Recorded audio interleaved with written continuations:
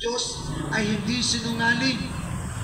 Ang diablo ay sinungaling at ang tao, pag may nagsabi sa iyo, kahit ginagawa mo yung mga bagay na yan, pag namatay ka sa langit ka pupunta, kapatid, sinungaling po yun. Yun, at yung nagsalita sa iyo ng ganon, at ikaw naniniwala sa kanyang kasinungalingan, makikita kayo sa impyerno o sa hell, sapagkat ang Diyos ay hindi sinungaling.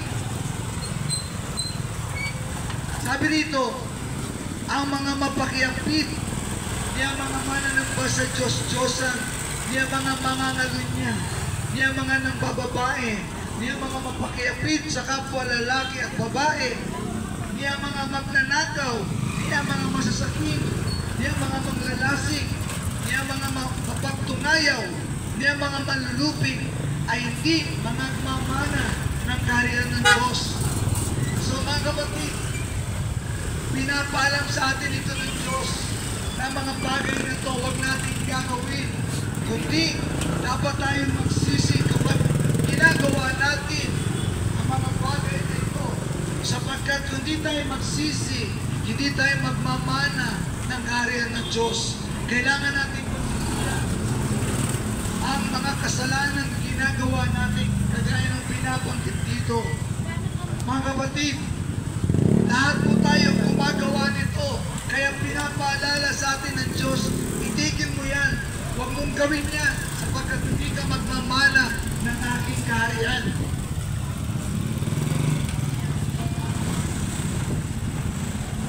At sinundan pa sa Galatia 5:19, at hayag ang mga gawa ng laman sa mga tuwid ay ang mga ito, pagkikiapid, kalupihan, kalibugan, pagsamba sa Diyos-Diyosan, pangkukulang, mga pagtataniman, mga pagtatalo, mga paninigho, mga pagkakaalitan, mga pagkakampi-kampi, mga pagkakabahagi, mga hitwaang pananampalataya,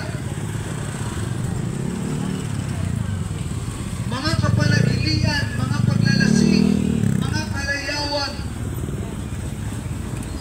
Mga kapatid, merong nagtuturo ngayon na sabi, kahit kasino ka, kahit umiinom ka ng alak, papasok mo pa rin sa kaharian ng Diyos. Sinungaling po yun. Sinungaling po yun. Pag nakinig ka sa Kanya, sa Kanyang kasinungalingan, sapagkat ang ama ng kasinungalingan ay si Satanas, ang diablo, at yung mga sinungaling na tao, kasama ni Satanas parurusahan sa dagat-dagatang apoy ng impyerno. Ang sabi pa rito, ang mga bagay na ito ay aking pinapaalala sa inyo. Tulad sa aking pagpapaalala ng mula sa inyo, ang mga nagsisigawan ng gayong mga bagay ay hindi magsisipagmana ng kaharian ng Diyos. Sa Corinto, binanggit ni Pablo, at sa mga taga-Galacia, binanggit ulit ni Pablo ng mga kasalanan na ginagawa ng tao. Ito po ay ang mga kasalanan, pero marami pang kasalanan. Basta kasalanan na ginagawa ng tao.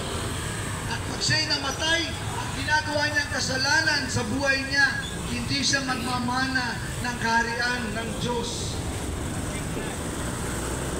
Datapwat ang mga bunga ng Espiritu ay pag-ibig, kakumaan, kapayapaan, pagpapainuon, kagandang loob, kabutihan, pagtatapat.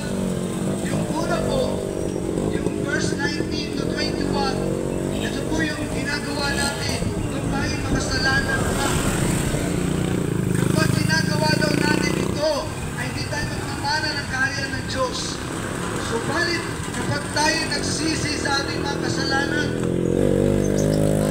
ang tawad sa Diyos ay patatawarin tayo ng Diyos. Pagkat kung walang paghingi ng kapatawaran, Diyos, wala din pagpapatawad sa ating mga kasalanan. Sa Diyos ka humingi ng tawad, huwag sa tao. Ang tao po, hindi pwede magpatawad sa kasalanan ng tao, ng kapwa niya tao. Sa Diyos po tayo dumiretso na humingi ng tawad sa Diyos. At yung verse 22 at 23, pagkatapos natin humingi ng tawad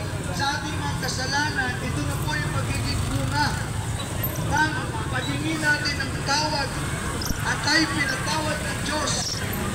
Ang sabi rito, dadapat ang bunga ng Espiritu ay pag-ibig, katuwaan, kapayapaan, pagpapainuod, kagandahang loob, kabutihan, pagtatapat, kaakuan, pagpipigil, laban sa mga gayong bagay ay walang kautusan, at ipinako sa krus ng mga nagay Kristo Jesus ang laman, kasama ang mga masasamang pita at mga kahalayan nito.